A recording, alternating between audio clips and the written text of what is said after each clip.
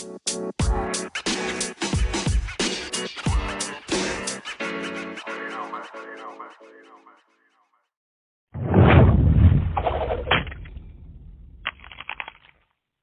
man. Hey, old man on the Mac crew. This is Tony Jones over here with another great episode today of being alive and all that kind of fun stuff. I hope you guys are having a great day. Today, I am so fired up. I am stoked. I am just so stoked, not just for being alive and being how awesome I am, as we all know I am, but I'm really awesome to have this guest on today. We've been trying to get our schedules together here and there, but we finally pinpointed some time. We got her here. And I think you guys are going to get a lot of her. I really do. I really do. As you know, with our podcast, I talk about this all the time. We're just trying to reach out and trying to get people, interesting people. And man, I don't know. I think they're interesting. You may not, but I think they're all interesting. And everyone's got a different story and in our age bracket. We're looking for, older people. When I say older, I'm looking anywhere, 40 plus. That's out there still to staying active. You can be in fitness, martial arts. I don't care. I say pickleball a lot because that's the newest thing I've heard about. And I got a good friend who's starting to do pickleball. So I don't know anything about it. But as long as you're staying active, because as we know, as we get older, we have a tendency to make a lot of, I won't say excuses. We have a lot of reasons why we don't exercise or try to stay active. But it's something we need to do. We really do need to do. And I know myself personally, you guys know me on here. I have a very rigorous schedule that I try to stay active. I just stay moving because I feel if we don't, that's when injuries happen. That's when we start, doing those awkward old man reach down and twist real hard and we pull our back out or some crap like that. But so we're looking for people like that. And we did find one with Jen Aspen. I tell you, I've known of her for a while, for a few years, and I honestly thought she just did nutrition. So I was looking for a nutritionist to come on, talk to us about nutrition. And lo and behold, I found out a whole bunch of stuff she's been doing, so I've seen her here and there. So you guys are going to get a lot out of her. Listen to her, some things she's been doing, what things she's done in her past, and what she's doing now. So with that, guys, hey, Jen, how you doing, girl? Hey, Tony, I'm doing good. Good. I'm hoping I'm not going to blow you up too much, so you're not going to be a disappointment to us today, are you? I hope not. I lit a candle and everything. So You lit a candle and everything. That's good. I did. I got a cup of tea. I got my candle lit. So I like the it. mojo going. You got to work on the energy and all that stuff. That's not bad. Yeah. But I tell you, girl, I was just saying, I thought you just did nutrition, and so nothing's wrong with that. I thought you were expert in that. So when I reached out, I was reaching out to you just for nutrition. But once I got your background, we talked a little bit. I'm thinking, holy cow, she's done a lot. What is this thing? I'm trying to go over your whole resume that you sent over to me, and it was just amazing. So, Mr. You did conditioning coach for Tiffany Perez for the U.S. Olympic team, boxing. You did what's that girl named Bella for the Pan Am? Belle Starowski for the Pan Am Karate Championships. You did World Jiu-Jitsu champion Jorge Barraza. My goodness, you did Golden Glove champions. My goodness, you did so much. And some of the things I saw and he was real unique is the conditioning you did for the snow cross races. Isn't that cool? That is pretty unique. That's awesome. That's pretty unique. You also did conditioning hub for the U.S. military, the Chicago branch. That's pretty cool. Pretty cool. That's my pride and joy achievement. That's the one that's really dear to my heart. It was the hardest thing I ever did. The best. That's my gold nugget there. Okay. Well, before we get into that, tell me something. What got you started in martial arts? What inspired you? What got you saying, "Hey, I'm gonna get off the couch and start doing this now"? What launched you in your direction you're in? Well, I would, unfortunately or fortunately, depending on how you look at it, it was sad circumstances that led to that what became unsad road. I had some health issues that were not awesome. And my children, namely my daughter, and I'm going to kind of keep it on the low for her because she's not on the podcast to speak, but as a mom, she was bullied pretty heavy. And after a certain amount of years and inaction from the school that she was attending to keep her safe, I decided to find a way for her to keep herself safe. That led to some martial arts training in an MMA gym. And then that eventually led to my entry into the genre. Okay. Okay. So you jumped on board. You started doing some of these classes yourself, or did you take her with you to do these things? Oh, no, no, no. I entered her and my son as a companion for her immediately. And as you know, martial arts is generally a 5 to 6 day a week endeavor. And I was doing a Yep. lot of sitting and reading Martha Stewart magazines, Okay. which isn't a bad thing because I love Martha. But I Okay. thought, what the heck? Maybe I should be on the mat. Maybe I should be modeling what I want them to do so that I mean, this sounds morbid, but I thought I was going to check out a little early. I mean, I was literally thinking I might not live past 50, Wow. and I want them to remember me in a vibrant way. Obviously, I did live past 50, and the diagnosis wasn't a death sentence. But at the time, I had reason to believe it was going to cut it a little short. So on the mat I went. Okay. And what was that like for you going out there on the mat? Were you nervous? Was this just like, I can jump in here and do this? This is nothing compared to what I just went through. I wasn't nervous at all, but I knew that those around me, this is funny. Okay. So at the time, we have to go back when MMA was not as popular as it is today. Okay. This was still when there was the IFL. There was no UFC. I remember IFL, yeah. Right. And these little gyms that were around, and there weren't many of them like there are today, the business was about fighting. That's it. And any children's classes they did basically was just for financial support. But the meat and potatoes of that gym were 20-something guys trying to knock heads to see who was going to get the attention of the powers that be to officially fight for them and to create fight teams. So going into that, when I went into class for adults, it was just basically 20-something-year-old guys. And they wanted nothing to do with the soccer mom in a knee brace, in a back brace, smelling of Bengay. I had a nose strip. A nose strip. Okay. Wow. I was a mess. Yeah. And most of the time I would have to shadow box the mirror with no partner because these guys are vying to be fighters. They don't want to be my partner. Right. And I don't blame them, really. I wouldn't want to be my partner either. Within a very short period of time, however, those same guys would end up being my clients for conditioning. So that's kind of how it happened. Okay. Amazingly enough, but that's how it happened. Okay. What was your first feeling in there? When you first got to, throw some hands, I should say, when you got a chance to spar or whatever with some of these young guys, were you, like, okay. I sprained my wrist. That was my feeling. I was so excited to be a badass and show them how strong I was. I hurt myself. So I did. And you know when you hit hard and you can feel it in your nose? Yeah. You know what I'm talking about? It goes straight from your wrist into your nose and you're like, what the heck is that? So I had to take some time off and recover from that. And then I cut my finger, a little bit of my finger off, my knuckle off doing hair, because at the time I was a hairdresser. So then I had to wait some more. Oh, man. So literally my kids were going there for about a half a year until I got on there full time. And then to say that I loved it, I used to think it was like being on a playground. All my troubles melted away. I felt no stress, which at the time I was feeling plenty of it. Okay. I would forget everything negative. Time would whiz by so quickly. Even though in the beginning, there were growing pains because nobody wanted to play with me on the mat. But eventually that wasn't the case. And it was just, it felt like I should have been there my whole life. And it was easy hard. So you know how this is. I loved it. I took to it. But then I just worked hard to try to get better at it. So it was easy because I took to it easily, but it was hard because I practiced like crazy. So. Right. And something different you were doing at the time.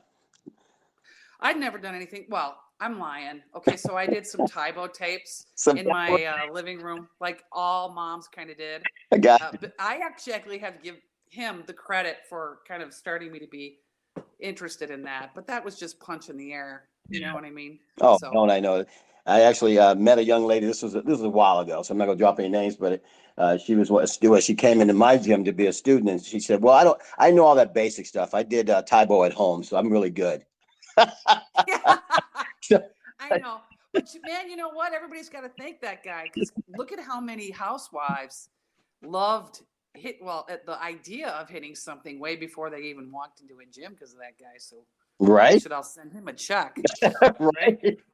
Is he still around though? What's his name? Banks, or? Yeah, you know what? I don't know. I mean, I don't think so. You know, he had a huge deal going on in California where you could go there and get certified. I think he just ran his gamut. Yeah, And is probably retiring nicely, looking at his grandbabies. Probably. exactly. I tell you, I remember Tybo. Everybody had the videos and all that stuff. Oh man. Well, when you were at the gym, when you were out there working, that's you walking into that new world of because you said you were a hairdresser at the time, right? Yeah. So when you walked through all that, what launched you into, because you have a serious pedigree here, a serious resume. What got you launched into that? How did that come about? Uh, well, there's a couple of things. Like we talked a little bit before. My transformation, if you want to call it that, or evolution physically and through capabilities, was extraordinarily quick. Okay. Like very fast. I think I started seriously after the first of the year. And by that following November, my first competition was held a little over, I was 40. Wow. And that's the one where I'm wearing that weird the bronze bathing suit. Oh, That yeah. one. Okay, gotcha. And everybody would be like, some individuals would come up to me kind of secretly and say, hey, what are you eating, or are you not eating, or what are you taking or not taking, or et cetera, et cetera. Yeah. And in a very nice way. Yeah. And I would share, I follow this, or I take this supplement. I didn't really take too many at the time. And that kind of led to more sharing and more questions. And, it evolved eventually into really explaining what I was doing in depth, which came from just a background of protecting my own body with the injuries I brought to the mat, having to learn adaptive movement. I was afraid for my health and wanted to protect it. So I didn't want to overtrain. I didn't want to diet excessively and disturb my endocrine system. Yeah. I wanted to be healthy. My physicality, that was a result of being very cautionary and proactive in taking care of the old, body, was a result of putting all the pieces together before I even began. Okay. And that's what got the notice of individuals who had been athletic and trying to having the same end game, but unfortunately using techniques that take away from the body and then expecting the body to perform at an elite level. Okay. And today we know that is not the way to be elite, but back then that was the only known way to prepare for combat sports, was deprivation. Right. And so they want to know, how do you look like you've deprived, when in reality I was probably consuming 5,000 to 6,000 calories a day. Wow. And you were still in the fitness, what do you call those fitness shows, or the bodybuilding shows, right? Right. Well, The first one I did was just to it was a bucket list thing. I was just getting fit like that from my training, the same training that they were, and from just doing things a little bit differently. And I thought, well, you know what? Why not? It's close, it's local. Let's see how I do. To be truthful, I didn't really like the experience. Oh, really? As much as, yeah, I really didn't. I mean, maybe I liked the first one. After a while, I just didn't like the culture of the sport. Oh, really? Why is that? Well, because the sport is a little bit based on deprivation. And although many people get into it for all of the right reasons, a lot of what can happen for a show that's based on subjective aesthetics is that you lose sight of the really good reasons to be taking care of yourself. Okay. Myself included, yeah. So anyone who's been in the bodybuilding industry at all will tell you that it's a very ego-driven, egocentric sport, that even the best-hearted reasons to get in, you can lose sight of that. Almost everyone will tell you that. And it just didn't resonate with me too much, even though I dabbled with it for quite a while for someone who felt that way. How long were you in that industry? Well, that industry was in tandem with training the fighters. Okay. It was lucrative.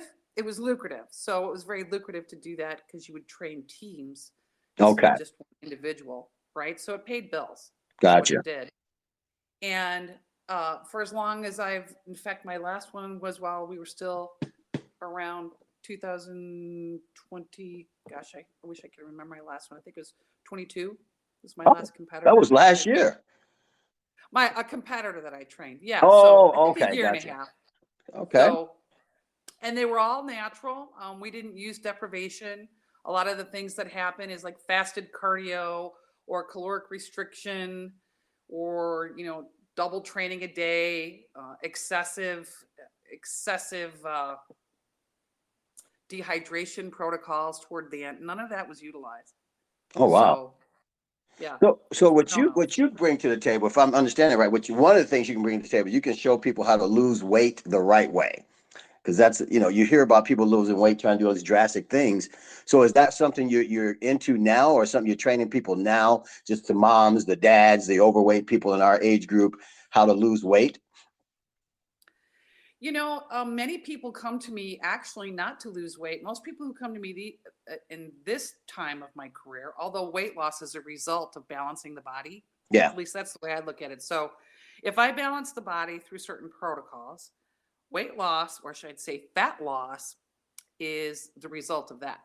Okay. I like So the way you say that. anybody can lose weight. You can lose tissue, you can lose water, you can lose fecal matter, but to Right. just burn fat as a preferred fuel source Okay. without deprivation or without eliminating a whole food group or without taking substances, there's kind of an art and a science to it, which also helps the body to heal a myriad of ills like inflammation, uh, various autoimmune disorders tend to go into remission, Oh, wow.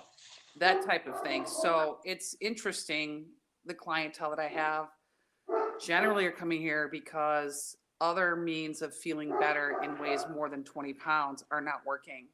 And they Okay. utilize, funnily, the athletic protocols that were used for fighters. They Yeah. use the same ones and extraordinarily results with blood work, range of motion, uh, cessation of chronic acute injuries, Okay. you name it. And it's just the body, you give the body what it needs and the body does amazing things. Okay. Now, something that I'm into. This is something on the same subject, but something I'm interested in now. And recently, I started reading a lot about fasting, intermittent fasting. What is your thoughts on that? Oh, now I lit that candle so that I could like not sound like such a no, but you're giving me like all the hard questions where normally I would Well, go you psycho. could brush over it, because in your history, in your skill set, how to, like you said, I love the way you said you teach how to lose fat, not, just lose weight. And that's Correct. really good. So, the more I look at intermittent fasting, they say all kinds of things, and it boils down to it's really good for your body. So my thought is just, what do you think about it? Well, I will just say that fasting supports the immune system to be on overdrive, which is a good thing if you need your immune system to be on overdrive, Okay. which we all do. We live in a world where it isn't a bad idea to fast periodically to boost that system, right? That makes Okay. sense. Makes sense. Okay. However, as a coach, it is my protocol and personal opinion that fasting done on a body that is not endocrine balanced or metabolically restored can backfire by further downregulating thyroid function, both in males and females. And so, therefore, not to say that it doesn't quote unquote work, many things that will make the scale change work. If Right. that's what you want to do is change a scale. But I believe that intermittent fasting just kind of supports the lifestyle of perhaps not wanting to eat, not knowing how to eat, not knowing how to prepare your meals, not having time to prepare meals, not worrying about your metabolism in the long run and learning about the short term. I mean, I could go on and start sounding preachy, but No, it's no. not something it's not something I utilize at all. And I know I get a lot of feedback and pushback from individuals, but generally people who successfully intermittent fast are either individuals who have horrifying dietary habits or already athletic individuals. And it's Okay. just a way for them to maintain. But when you're working with people who've destroyed their metabolism through yo-yo dieting, Yeah. it's not a technique that I utilize until they're balanced. And then we utilize it for what it's truly excellent for, which is boosting your immune system way beyond what people think is capable. Yeah. Upwards of maybe once a week. Yeah, it's a really good practice. Yeah. Okay, that's what I was. That's the avenue I was looking at it for, because I was looking at, just with all the stuff going on out there, you want to get better immune system, you want to detox the body, because we put so much crap in our bodies. So Right. with the intermittent fasting, look, sounds real good. Okay, I'll take your advice on that.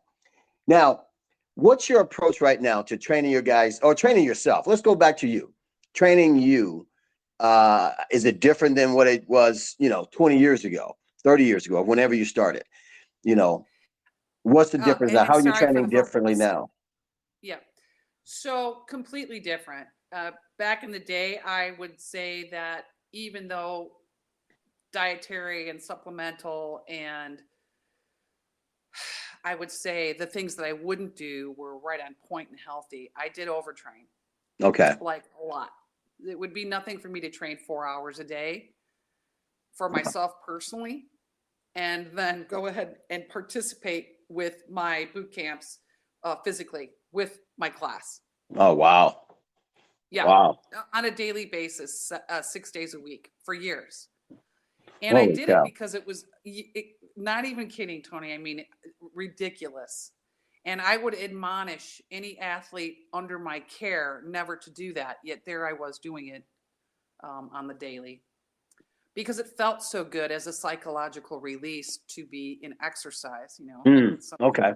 And so that was a way that I felt that I could kind of run from my demons.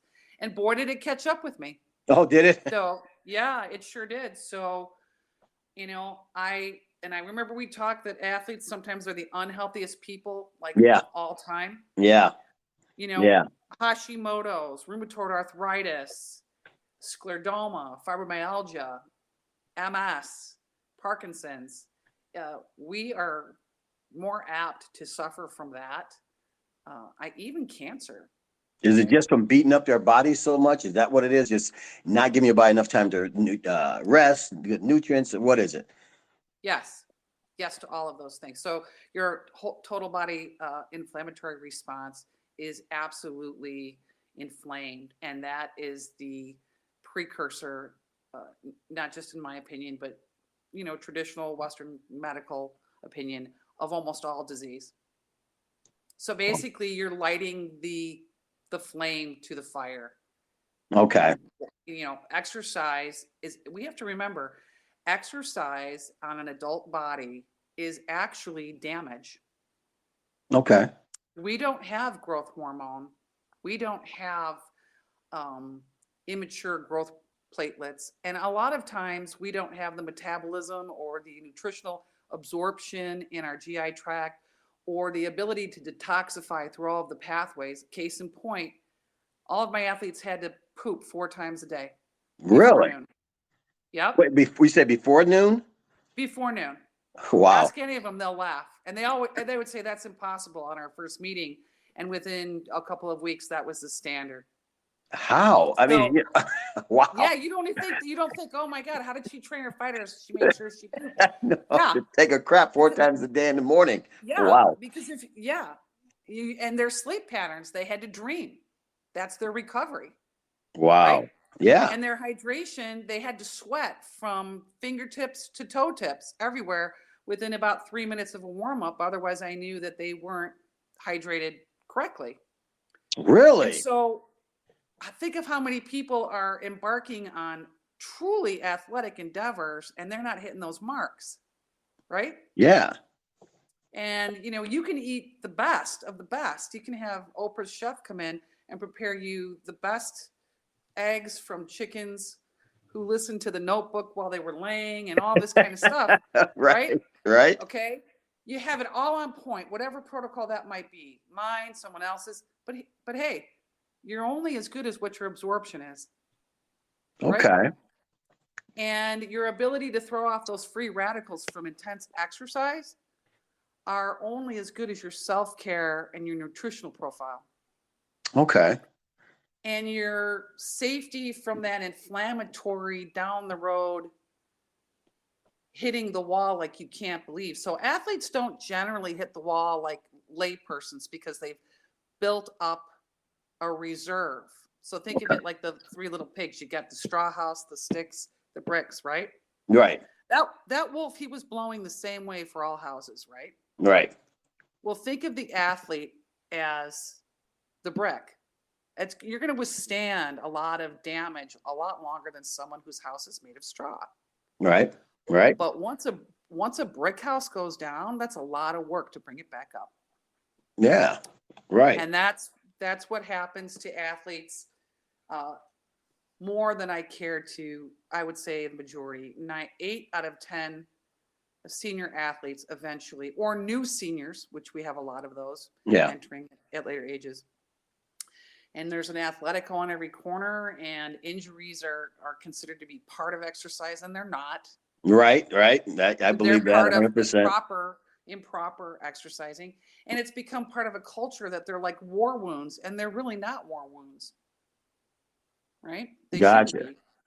So I hope that kind of answers. Well, it does, because I look at, it's a new way to look at it, right? That is, because, I'm thinking about hydration. So I must be in perfect shape because in the first 5 minutes of any exercise, I'm drenching with sweat. So I must, but I still can't breathe either. So I guess I got some more things to do. But you're right. You're right. Talking about the injuries that I see them everywhere. I see not even just the older people, but the younger people too, doing CrossFit, doing all kinds of things. And It's always injured. Always I see this injury. It's crazy. Right. It's not, in my opinion, that's something that is, I'm a real stickler with. I will tell you in all my coaching, not one injury. Really? Not one injury. And not for my clients either. In fact, most of my clients were nursing or having rehabilitative services through chiropractic care or physical therapy or whatnot. And I was an adjunct to that. So they could train while they were nursing or getting better from their injuries. That was my specialty. Really? Okay. Yeah. So an injury is unless it's something crazy like, hey, I tripped on a barbell and I hit my head. But I would say your athlete is your responsibility. And in the MMA game, most of the time they're injured anyway. So if you get a contract for the UFC and you're nursing an ankle or a knee or a shoulder that has been injured, you still have to go. So how do you do that when you don't want to make worse what you very well could, and then it's history for you? And that was something I dealt with all the time, which was easy for me because look how I entered the sport. I entered the sport like a hot mess. Yeah, you were already injured and beat up. I had double scoliosis, bone-on-bone knees. My cervical spine was all messed up, deviated septum, endocrine imbalance, heart valve calcification, you name it. Wow. And that was before you walked into your first class. Yep. That says a lot because I know, just looking at people our age or anyone, I would say anyone going into any kind of sport brand new, they have a plethora of excuses. Well, I always say excuses, but I don't like using that word, but I use it a lot. But reasons why they won't work out, why they won't start anything. But just listen to you just blew all those out the door. Yeah, I did. But I'll tell you what, I've used them all myself times 10. But before you walk through that door, though, right? No.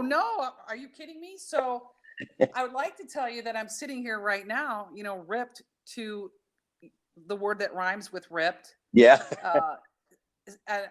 Talking to you on the phone, but I'm not. How I know much about autoimmune and an elite endurance athlete, I would call myself that actually. Okay.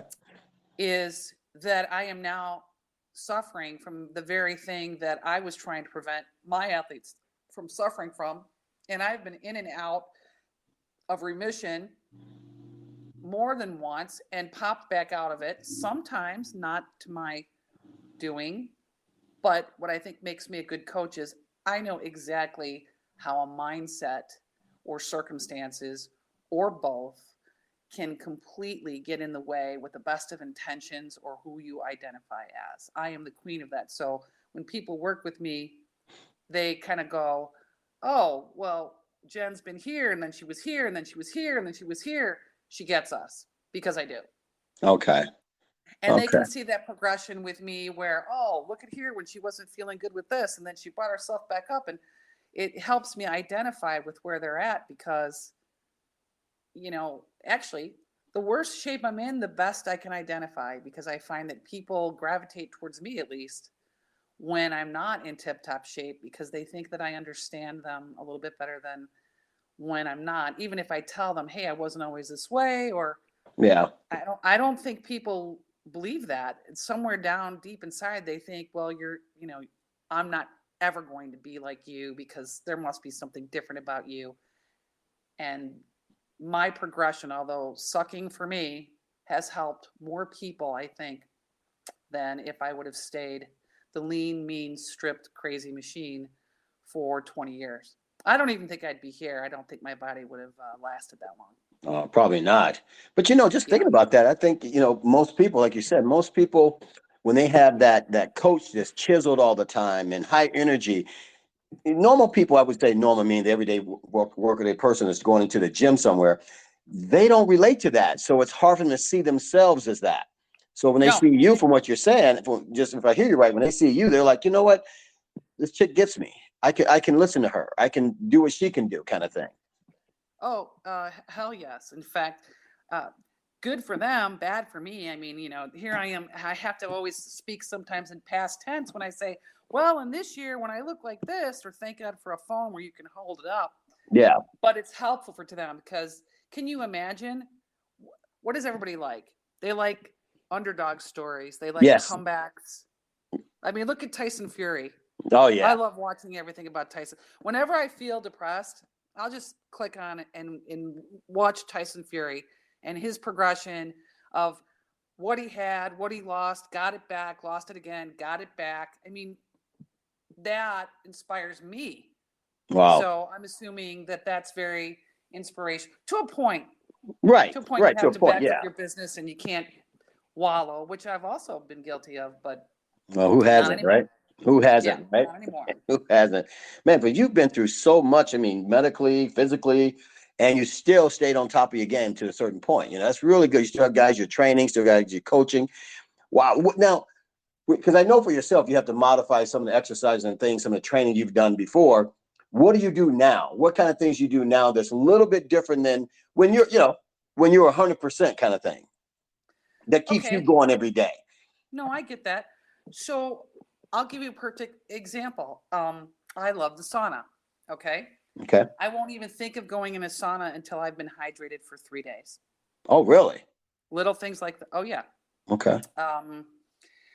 I will not even consider going into a weight room and doing my own regimen until I am pretty darn sure that my inflammation status is exactly where it's at and I have been eating for a certain amount of weeks.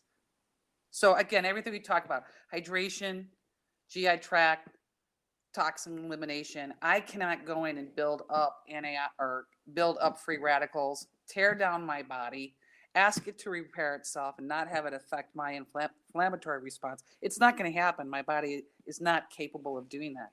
So I actually have to take extra care to do what normally wouldn't destroy me. I wouldn't be destroyed by a leg workout. If I would go do a leg workout right now that I'm accustomed to and could still do, Yeah. I would be literally out for the count for 2 weeks. It would take me 2 weeks to recover from one of my workouts. Oh, wow. Holy cow. Right. So what I've learned is if I know what my plan is going to be, I'm proactive prior to it so that I can recover. And then the workouts don't change my recovery time and my recovery protocols like hydrotherapy, ice therapy, red light therapy, stretching, which I never did before. I mean, I kind of pretended like I did it, but not stretching. Yeah. Like, you've heard about how David Goggins stretches like 2 hours. Oh, yeah. That's what I love that guy. Okay. Yes. All right. Well, he's a perfect example. He was a machine and he broke himself, and now he stretching is actually a precedent, or excuse me, it's the most important thing for him. Yeah, He won't exactly. even, it gets done every single day, and it's the same mindset because I cannot do what I used to do unless I do way more to heal and let my body recover. Right.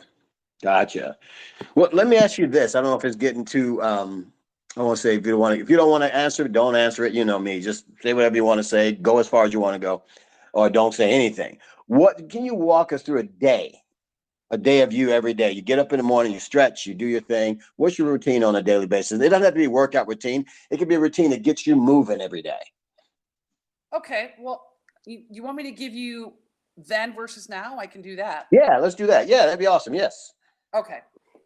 So then I actually didn't get up really super early like a lot of athletes did. I would get up at a regular time, 6:30. So I had kids who were in school, so I got up when they had to get up. Right. I would eat 6 to 9 meals a day. Wow. I would drink anywhere from 1 3/4 to 2 gallons of water a day. Okay. We already talked about that. I would, my work, the activity would be anywhere from 3 to 4 hours a day. I would do maybe 2 Muay Thai classes, practice for an hour on the bag after the classes, and then lift for, not in a row, but this would be a daily occurrence. Right. And then maybe run after dinner. Oh, wow. Yeah. Yeah. Wow. And that was before I was an instructor. So then once I started instructing, I probably had 4 boot camp classes. And I'm not even kidding, Tony. I participated in every single one. And when I say participated, other than the warm up, everything that pretty much they did, I did, I would say about 25% of the work. Wow. So I couldn't do every set with them. But, Yeah, but and still. then on top of, yeah. So yuck. Understatement. And did not have a lot of self-care. I was no drugs. Okay, so I didn't have any, and he didn't have any fancy little meds that I could take to heal quicker. None of that. Right. I was a pretty virulent supplement taker, probably like 13 to 20 supplement pills a day spread out throughout the day. Oh, wow. Okay. I didn't take ibuprofen or aspirin or anything like that. So no pain relievers. I wasn't ice bathing at the time. But I did take Epsom salt baths. Okay. Yeah, I heard about those. Yeah. Now, if I'm going to say, okay, I'm on training, what does it look like at all, nearing 60? Yeah. I would get up at 3:45 or 4 in the morning, which is strange, right? But no, I would. Wow. Okay. And the first thing that I'm going to do is I'm going to dry skin brush and shadow box in a sauna suit for about 45 minutes. Okay, so wait a minute. Let's back up a little bit. It's dry skin brush. What does that do to the skin? Yeah. So what does that do for you? I should say. It moves your lymph fluid around, which Okay. is critical for health, for detoxifying. Okay. And then on the sauna suit goes to trap in heat and shadow boxing just to create range of motion and to kind of get my headspace right. Okay. I love doing that. That's like, to me, that's almost like yoga for some people. They might think that sounds like a workout, but to me, it's not. And then that would end with like a hydrotherapy, hot and cold, maybe going in my 150-gallon ice tub on the deck. Okay. Jeez. Right. Now, do I eat 6 to 9 meals? No, I don't. I don't eat like that anymore. I'm not competing. So, just a healthy breakfast, eggs, salad, which I eat salad with my eggs in the morning. So that's kind of weird, but that's what I do. That's weird. Yeah, I'll give you that. I know. And it's a big thing with me because I'm trying to get usually 7 to 14, if I'm eating right, 7 to 14 servings of vegetables a day. Okay. That sounds, okay, I get it. Yeah. And a must is a pretty good hour to 40-minute brisk walk, preferably not flat terrain and preferably outside. Okay. Wow.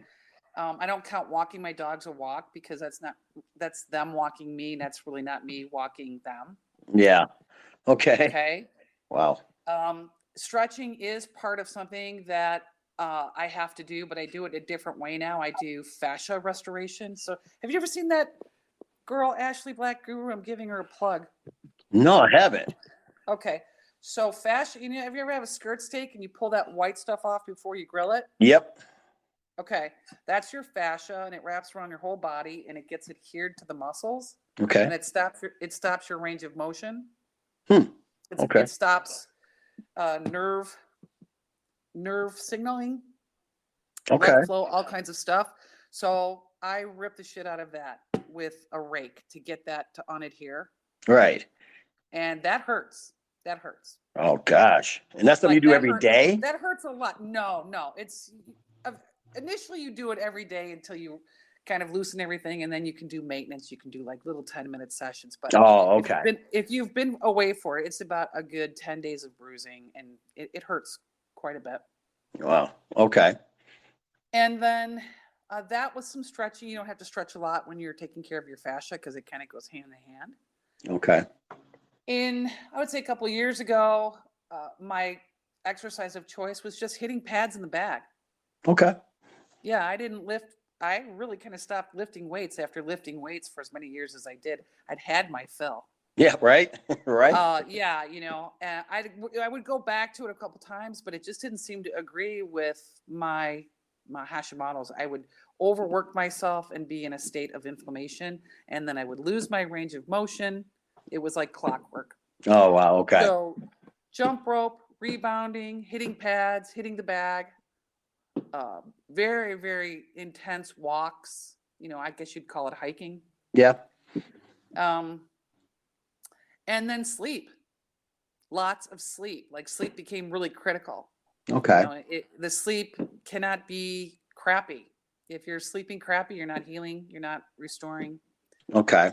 And that doesn't sound real sexy, but that alone can get, with the right diet, can lean me out to where I look like I'm doing all the heavy duty stuff in the gym. And then if I go in and I add the weights in, really, I don't have to do as much as I did. I literally maybe 2 days on, 3 days rest, 1 day on, 2 day rest. Less is more. Because you about train how your much you body, recover. your body has muscle memory anyway, so correct? Well, it does. Your body does. Well, your nerves have a memory on how they fire, and so that helps you to stimulate things in the right way so that they're all growing at the same time. But again, think about this: as we get older, if I go in the gym and pound it out and stimulate, think of your muscles as bricks in a wall. Okay. And you're looking at a brick wall and you see 50 bricks. Let's call that a bicep. Okay. And there's 3 different colors of brick: white, red, and black. Can you see that? Yep. And you do a bicep exercise or set, maybe some supersets, pre-fatigue, whatever. And you manage to hit 80% of every single color. That would be every single twitch you've got. That's a lot of healing. That's 80% of that muscle from insertion to insertion. Yeah. That has to heal. And if you're going to work out the next day, even if you do back, you're still utilizing that bicep, right? Right. Well, when you're nearing 60 and your absorption to your food is questionable, right? And you're not eating 9 times a day and you're not taking growth hormone. If you don't have the building blocks to fix all those bricks, the body uses other bricks to fix them. Okay. So start Which pulling could from be the your spleen. Yeah, it could be your spleen, your other bicep, your quadricep, your intestines. So it uses you to fix you. Gotcha. When you have autoimmune diagnoses and high inflammation, it's even worse because you stay inflamed for days. So your body is rushing around trying to fix what doesn't even need to be fixed. So it's eating you to make you. Oh, wow. Does that kind of make more sense now? That makes a heck of a lot of sense. The way you put the picture there, I can see all that. That's wow. Right. You can see it, right? Yeah. So my goal is I still want to go. And if I want to exercise and maybe only hit the white and the black bricks and leave the red ones alone. Yeah. And maybe only based on where I know I'm at with how long I've been eating correctly, how long I've been hydrating, what's my self-care, what's my absorption. And there are ways, that's what there's ways to know that. That's why you hire a coach. There are many like us now where we can figure out where you're at by other means. So it's not a guessing game. Okay.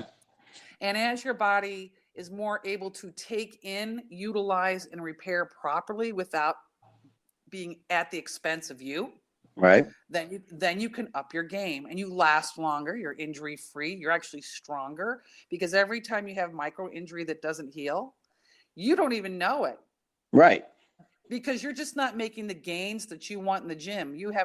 No one thinks, oh, I've been lifting 15 pounds in this particular manner forever. Wow. I just must be weak here.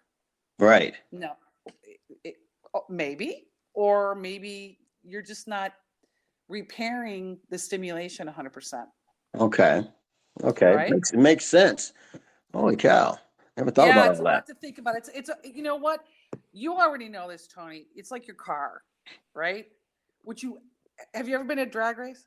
Oh yeah. The times that I so shouldn't have been. Okay. So they change the oil every pass, right? Yes. On a top fueler? Yep. Right. And that's because any kind of micro grit in that type of engine will wreck it. Right. You don't need to change a Volkswagen Beetle every time it goes to the 7-Eleven. All right. Okay. So when you're an elite athlete, you kind of have to think like you're a top fueler. Everything's got to be on point before the run so that you don't degrade the motor. Otherwise, you can be the fastest on the track and blow everyone away, but then you blow your motor and you're done. And you're done. And then you're done. Got it. Wow. Well, let me ask you this. So that's just kind of my philosophy on that. I look at it. That's a great philosophy. I mean, because you put it in good picture, so it makes a lot of sense. Because you always wonder. I am personally, at my age, I'm always like, man, everything hurts today. I don't want to work out tomorrow, but I got to go back. Because you don't want to sit on the couch. But I'm just not recovering right. Yeah, no. So less is more. The more you recover, the more gains you actually get. Okay. So if you already are awesome, which I am, you are. We've already established that. Right. You're going to be awesome times 10 with the right recovery. Okay. So, I mean, I would even say if you would work less and then go take something where you have a PB. Okay. Or even like a 50-yard dash, whatever it is that you track and you kind of know what you are. Okay. Okay. Go back and do it. Don't practice it. So don't practice the bench press and try to get stronger. Stop doing the bench press. Don't do it at all for a month and change your ways. Then go back and see what you can bench. It'll blow your mind. Really? Yeah. Okay. So we're going to have to do a part 2 of this, because I'm going to have to get you to come back at part 2. I hope you can agree to that. Hello. Sure. Yeah. Do a part 2, and we'll go more in depth in those things, because I have a lot of friends that are heavy lifters, and they're chiseled. They look great. They're doing their things, but I just know this information would help them out a lot. It really would. It's beautiful. It helps lay people, pre and post operative, people who are suffering less than optimal health, which quite frankly, isn't that really all of us? I mean, you can look great and have high blood pressure or a lipid panel that's not quite awesome or whatnot. Yep. Professional, amateur athletes, obviously. And in today's world, yes, you're right, Tony. People need to get off the couch, myself included. I should probably get off my couch way more than I do. Right. Okay. But the end result of fitness is not injury and degradation. We do not pay for fitness with injury or health issues. We're supposed to be the benefactors of fitness with increased health and less injury. Right. That makes sense. Right? Yeah. That's why we're doing it, right? But culturally, it's a badge of honor to blow your knee out when you have a PB on a deadlift, right? Yeah. You like, oh man, I was doing all this weight, man. Yeah, and they did this, and now I got an injury. It's cool though. Yeah. Yeah. Yeah. So not cool. No. Yeah. Wow. So now because some of the stuff you were saying, it seems like it's for, but I heard you in there saying it's not just for those elite athletes. These are for the mom and pops who are trying to get out there. So what kind of advice you would give for, let's say, a person just getting off I'm off the couch. I want to I need to get in shape. what would your advice be? What should they do? What should be the first thing they do? Male or female? Oh, Yeah. that's a hard one because some activity is better than none. Okay. Right. Right. So if they were trying to, okay. So I guess the first part of the answer is before you get off the couch, go to your kitchen and spend a week or two becoming disciplined in the areas that you're needing to do so that the work that you do in the gym gives you maximum benefit. Wow, that's mind blowing right there. That's mind blowing. Wow. Right. Okay. Right. And not just broccoli and chicken either, or finding out what your macros are, but really, sometimes I tell people, oh, you have an Instapot and it's in there, put it on the counter. Oh, well, that's not where I keep it. Well, it should be now. Okay. Yeah. Because if you're going to train like an athlete, you've got to act like an athlete. And if you're going to CrossFit for fun, you're still training like an athlete. If you're showing up at the MMA gym 5 times a week, 5 hours a week, you are an athlete, whether you think so or not. Wow. Okay. Wow. Right. So you don't have to be an Olympian to have the requirements of rejuvenation. The body needs what it needs. That's answer number 1. Answer number 2. Less is more. Less is more. Okay. Okay. The sexy stuff comes later, right? Build a base. Yeah. Number 3, and this is a hard one to do because this was like part of my candle burning session where I didn't want to like poo-poo on people, but yeah, I get it.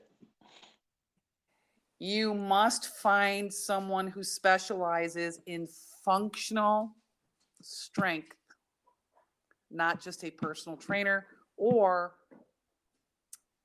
not just someone who has achieved a lot personally or looks fantastic, because that's great. I mean, that I was when I started, so that's where how I got started in the business. Yeah. But what made me a great coach wasn't what I looked like. It was what I knew to give the most bang for the buck. If you're going to be in the gym for an hour, you're due the return. And if you're going to pay somebody for that, they need to be doing their due diligence to see that that hour is about getting better, not wearing out. So, yeah. What you think about it? Most coaches out there, most of these high-end athletes, their coaches don't look like they're coaches. Think about Mike Tyson's coaches. that is correct. You don't have to look. If you can do it, if you can teach someone and coach him, that makes the guy great, not just what you look like. I like that. That makes a lot of sense. I mean, you have to walk your walk. Do I think I need to walk my walk more? Oh, hell yes, I do. Yeah. But it's some of the worst advice I've ever seen given to individuals trying so hard to make those changes. And it's hard for them. Imagine this. Oh, yeah. You go into a gym, and I was this person. You go into the gym, you smell like Bengay, you have braces on or you have injuries. You're afraid. You don't want to look like an idiot. You don't even want to look in the mirrors. Yep. Because you don't like what you see. Yep. You're feeling judged, right? Yep. And, that's, and you haven't even moved 1 inch. Wow. Right? Yeah. You haven't even moved 1 inch. And now you have to embark on an endeavor that takes a massive amount of commitment, a massive amount of leaving your ego at the door, a massive amount of faith. Yeah. Right? Yeah. And you're already feeling like shit the moment you walk in the door. Not everybody, but many people. For the most part, though, you're right. Even the best looking guys out there, I think they feel that way too when they walk into a new place like that. Yeah. And then I think one of the worst things that I don't know for men, maybe you tell me, Tony, is this like this for men? But when you're feeling, because this is funny, I have been in situations where I've gone in a gym not looking like I should be teaching, but looking like I should be attending. And I've had, and I'm working out, and I've watched, and I see the cringe that a middle-aged woman gets when a very fit trainer will go. Yeah. They're lifting 5-pound weights. They're on their 8th rep, and this like guy who looks like Adonis goes, "Yeah, come on, you got it." And you know what the woman's thinking in her head? What's that? Oh my God! Well, either she's falling for it, or she's thinking, oh my God, he's lying through his teeth. I'm hideous. I want to go home. I mean, it's one or the other. Yeah, I don't know. yes, guys think the same way. We try not to Do you act guys like it. think the same way? Yes, Like, shut up, youngin. yes, You know, I know you think I suck, right? exactly. I mean, yeah. So it's refreshing when your coach is sitting there saying, "Yeah, I've got my Spanx on," and then I grab the weight for the client, and I'm like, "Oh." Now the people who've trained with me for like a zillion years, they enjoy my pain, Tony. Like I'm sure they they do as you do. put them through other stuff you put them Oh, they through. love it. I'll go down and bend up, and I groan, and sometimes I try to hide it, and I get up and I look in their face. These are people who I love and who love me, and they're smiling at me, but with like that like you deserve every ounce of pain you're in. Right. Sometimes they just even say it like, "Ha, I'm so glad to see you suffering," like right to my face. But you put them through so much anyway, so they like They have no payback's a qualms. And bitch. then we laugh, because I know it's a compliment. Like, oh, so I'm fat and I'm in pain, and you're loving every minute of it. And they're like, oh, hell yes, we are. Right? And you like do 2 more laps now or whatever, give me more of Actually, everything. that's exactly what I do. So, Oh man. I tell you, Jen, this has been amazing. This has been really good. Before I let you go, I want to get a nugget from you. Because I tried to get nuggets. I know all the stuff you gave. You wrote a whole book in this little, 1 hour we've been here. All the stuff you're talking about, I'm just blown. You should see the notes I've taken over here. It's really good. thank you. That's cool. It's really. I'm seriously. You give me a lot here, and I guarantee people listening to this is going to be doing the same thing, taking notes and re-listen to this over and over again. Sorry about my dogs, Tony. Sorry No, about that. that's okay. You have a life, right? But give me a nugget. Give me something, one thing you would suggest for that to motivate somebody. It's hard to motivate anybody. I believe you got externally, no one can motivate you. I always believe this comes from internally. But if you could motivate somebody who's trying to get off the couch, who's trying to do something, who goes in that gym we were just talking about and wants to leave, and give them a nugget, give them something to think about to make them move forward one more step or one more day. What do you got? That's a great question, and there's a lot of answers, but I want to give one that really maybe comes from not me, if you know what I mean, like Yeah, not my ego or not anything like that. That's cool. Okay. All right.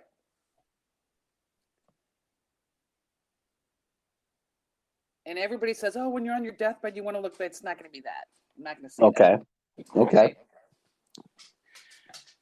I have been privileged and not always thought so. Meaning I can look back and say, what a privilege, what an honor. Yeah.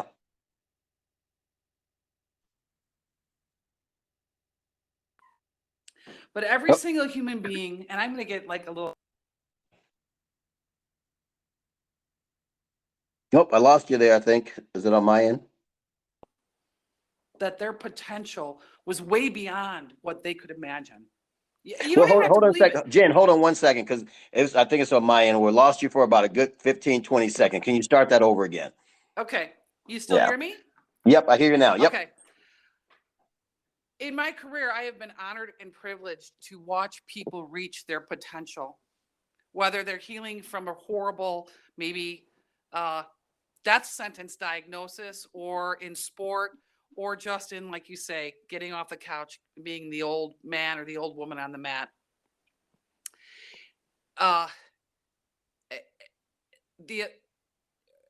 The ability to watch someone reach their potential, I would say, let someone else believe for you. Find someone who believes it. You don't have to believe it. Let them guide you. And the most amazing thing is going to happen for both of you. One of you is going to watch a miracle happen, and the other one is going to experience it. Oh, wow. And I would argue that it's hard to know at times which is which. That's been my career. I'm going to tell you that right now. That's how I feel. Now, not always when I'm going through it. You know how that could be. Oh, yeah. Sometimes you don't love your coach, and sometimes you don't love your athlete. Yep. And boy, can I tell you stories about Tiffany Perez the first time I tried to make her eat plain oatmeal. Yeah. Love it. Oh, you Yeah. got to come back for a We'll part talk two. about that. But your potential is something beyond what you even think is possible.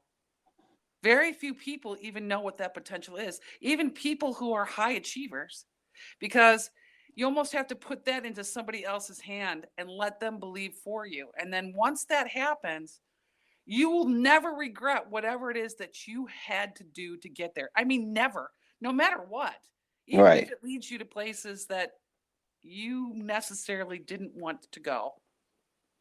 So that's Wow. what I would say. It's that profound, I think. I've never seen it turn out any different. Not once. Wow. Man, that was good. And I was trying to write this down as fast as you were saying it, but I'll listen to this again as I usually do. That was from the candle, Tony. That was not from me, I must say. From the candle. The Okay. candle, I did. I lit. Listen, I'm a little weird like that, so I lit a candle because this is my first podcast. It's easy to become egotistical, Oh, of course. right? Yeah.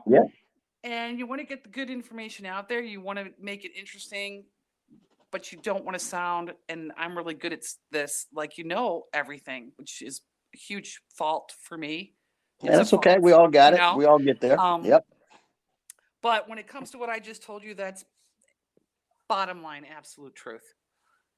That's cool. That's every human being deserves, at least for a moment in time, to understand what it means to hit potential in any area in their life. But when your body is at potential, your heart and your soul want to follow suit. Wow. Wow. Jen, I tell you, all this has been great. You started from point A to Z, nothing but interesting information, very good knowledge in that last point. I'll have to say, you're crying. I'm not crying, okay? It's got me going. But, Jen, I really appreciate you taking the time. I know you have a busy schedule. I really appreciate you taking the time to do this. And we will definitely do a part two. I'm going to pin you to that. I'm going to hold you to that. And I think in our part two, we're going to get more depth in a lot of the things because just talking with you now, I got a lot of other questions, a ton of questions we just don't have time for today. But I guarantee we'll get together again. But you know what? I really appreciate you. I really do. No, I appreciate, what? This is my first podcast, Tony. I appreciate you for reaching out. That makes me feel good. I needed a little sunshine like that. Hey, you are a sunshine, and that's for sure. I'm telling you, you have no idea. Wait till the guys listen to all this. But Jen S, guys, Jen S right here. Guys, you'll be looking for her. I'll show you where to find her when I post everything out there, guys. But listen, I appreciate you more than you know. I will see you guys when I see you, and I love you. All right? Thanks, Take Tony. care, guys. Bye, Jen. Take care. Bye-bye.